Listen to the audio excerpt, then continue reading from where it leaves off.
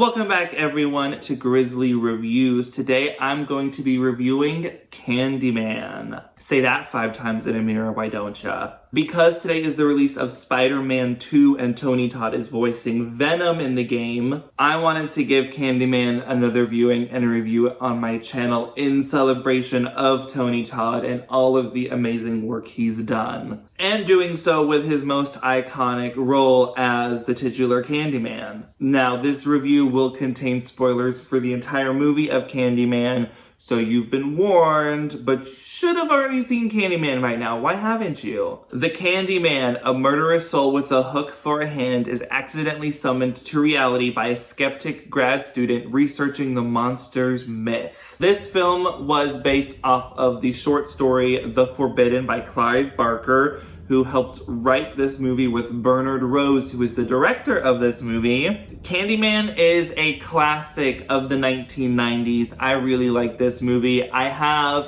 some mixed feelings with it, but overall, I do enjoy it. It has one of the best scores in all of film. Honestly, most of the movies made in the 90s have some of the best scores in film. At least this one by Philip Glass is spectacular. It's very gothic, which the movie itself is very gothic in a sense.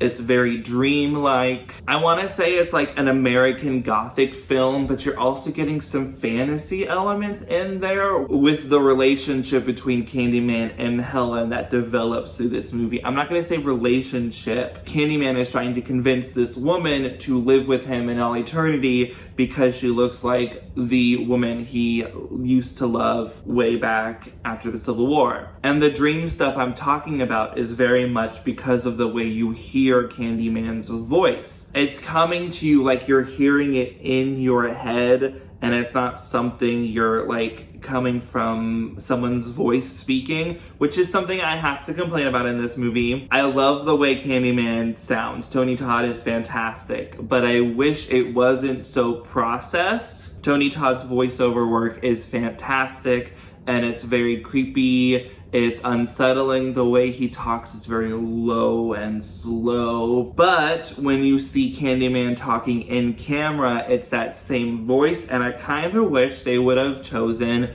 a more in-camera sound rather than just use the whole voiceover stuff the entire time. It doesn't necessarily match the facial performance that Tony Todd is doing, and it kind of took me out of the scenes where that happened a little bit. The first half of this movie is very much an investigative movie where you follow Helen and Bernadette trying to find information about Candyman for a thesis they're writing. Now, each of those instances of them going to a new location, talking to someone new, that new person telling them a bit more about Candyman, just gets kind of repetitive. I'm not gonna say any of those scenes needed to be removed because they're all important into getting Helen to the next place in the investigation, but I wish there was a kill that happened in between some of the scenes just so there's variation and tension is building. We kind of get that in the way when Purcell is telling Helen and Bernadette what happened to Candyman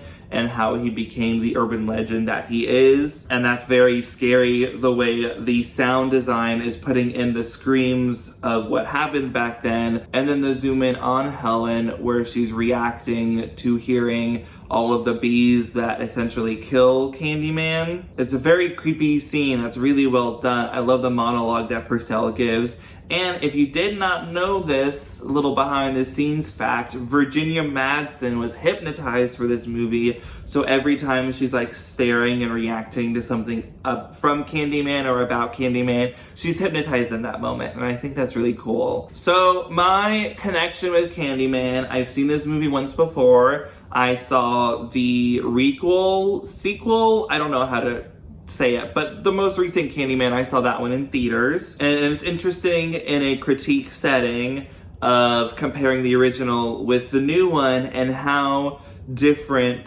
Candyman works in those movies. Like in the original Candyman, it's really only Helen that partakes in doing the Candyman mirror stuff. But in the requel, most people do the Candyman thing, and so there's a lot more killing that happens rather than just kills that are associated where Helen is at that particular moment. Virginia Madsen, by the way, gives such an excellent performance as Helen. This is weird to say, but I love her eyes, like the green, and then after she is physically hurt, how there's just some red that's left in it throughout the rest of the movie. I really love how that looked. And she carries this movie completely. If you don't have someone like Virginia Madsen who's able to convincingly play from the beginning of the movie as Helen to where she is mentally at the end of the movie, it wouldn't work. You wouldn't care about this character and you wouldn't be able to root for her and like want her to get out of the situation that she's in. I'm sure this is said many times before, but the relationship between Helen and Candyman is very much Phantom of the Opera. How slowly Candyman is convincing Helen to fall for him and essentially die for him so they can spend eternity together and she'll become a myth of her own and be immortal. Something I said in my Child's Play movie review is how much I love when Chicago is used in horror films. It's just nice to see a city that I like in movies I also like in a horror setting. So Candyman being filmed all over Chicago, you're in the real Cabrini Green when you're there in the movie. Any exterior shots at Cabrini Green is really what's there. I love the camera angles of looking up at buildings or these wide shots of looking down at buildings. Like when Helen and Bernadette first arrived to Cabrini Green, that big wide shot of the car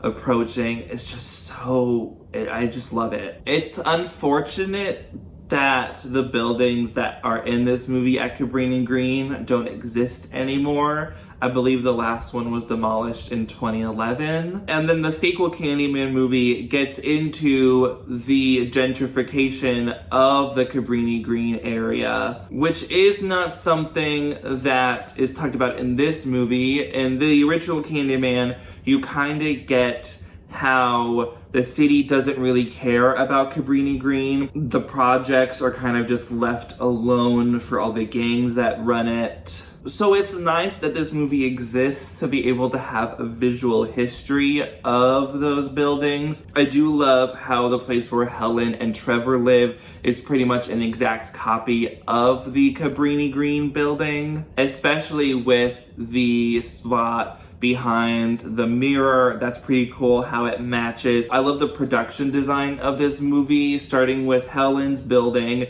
and how Trevor changes it. I love like the painting and all that stuff that's happening. And then you go into the sets for Cabrini Green's interior, and I just love all of the painting and graffitiing that's been done. Candyman's little lair is really cool. I love the tracking shot of following Helen going back into it during the third act and the camera going through each hole. I'm sure there was someone hiding behind the wall, and then when the camera goes through, they take over the camera and then they push through into the next section, and then there's someone else that takes over at that next section. It's a really cool shot. And the cinematography in this movie is gorgeous. I already talked about like how the buildings are filmed, but overall the movie is just filmed so well. I love it. I will say I wish there wasn't as many flashes from the camera that Helen uses and in the editing itself. For those that might be epileptic, this movie is maybe not for you.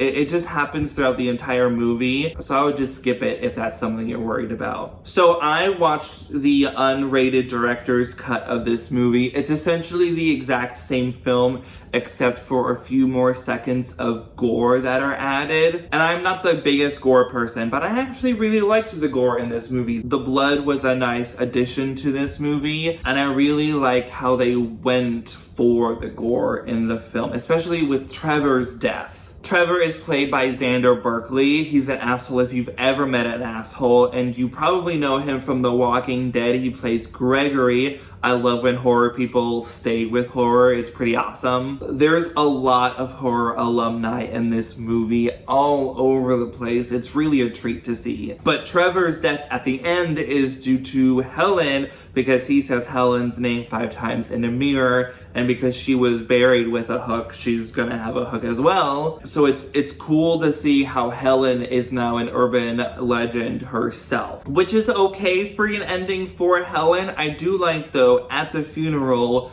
how the residents of Cabrini Green, led by Jake and Anne-Marie, are there to pay respects to Helen and also bury Candyman. They throw his hook in there. And it's nice to see Helen have a little bit of a redemption with the residents of Cabrini Green after her being framed for the death of Anne-Marie's dog, the kidnapping of Anthony, the death of Bernadette, and the dude at the mental institution. It's just nice to see that redemption happen a little bit by her saving Anthony at the end of the movie and then them paying respects to Helen. I like that a lot. The funeral scene is really well filmed as well. It makes for a touching funeral service because they're there to pay respects to Helen because they know what the true evil is. So Candyman is a horror classic. Tony Todd is fucking brilliant in the role. I love how his voice sounds again.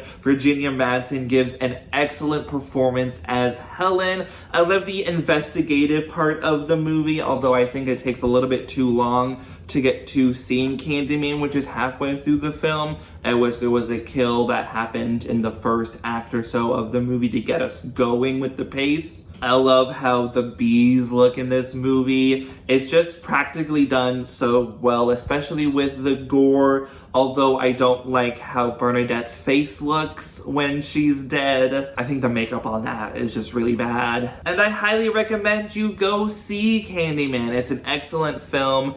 It's a true horror classic of the 90s. It's a must-watch for horror fans. So yeah, I really like Candyman. I think I need a couple more watches to truly love it and appreciate it for its greatness. But for now, I'm going to give Candyman an 8 out of 10. So, what movies are you watching this October season? I'd love to know in the comments down below what you've been watching. Have you seen Candyman? What are your thoughts about it? Also, leave those thoughts down below. If you like this video, please give it a like. And if you want to see more of my videos, hit subscribe so you know when they come out. And I will see you all in the next video. Goodbye!